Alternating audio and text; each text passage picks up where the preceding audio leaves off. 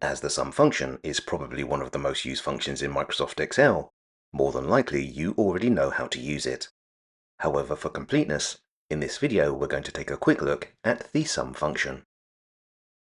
As you can see, we have a spreadsheet with a number of columns, to which we want some columns to have totals.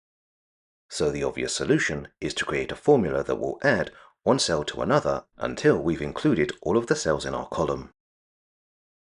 While this technique is fine for small lists of numbers, if the list of numbers is long, creating a formula to individually calculate each cell will start to become very time-consuming. So in order to save a lot of typing, in Excel we can use the sum function. Now we could use the function wizard to help us create our sum formula. However, we prefer to try and build a formula ourselves, as this will not only give us a better understanding of how a formula is constructed, it should make it easier to troubleshoot spreadsheets in the future.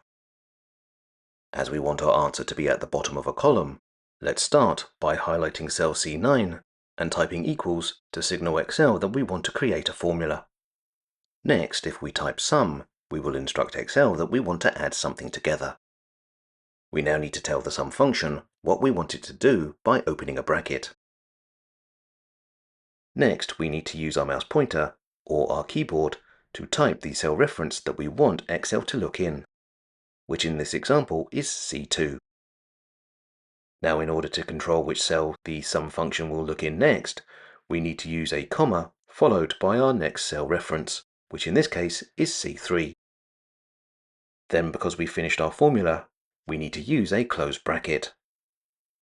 If we now press enter on our keyboard, Excel will use the sum function to add together cells C2 and C3.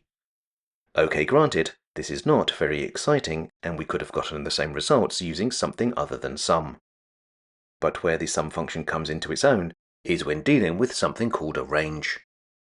One of the problems with calculating lists of numbers in rows or columns is that you need a way to tell Excel which numbers you want to calculate.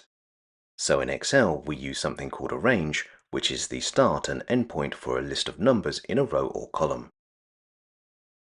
In order to define our range, we can either use our mouse to highlight all of the cells that we want to calculate, or if the range of cells is too big, we can simply enter the cell reference for the first number that we wish to calculate, add a colon to tell Excel that we're working with a range of cells, then enter the cell reference to the last cell in our range.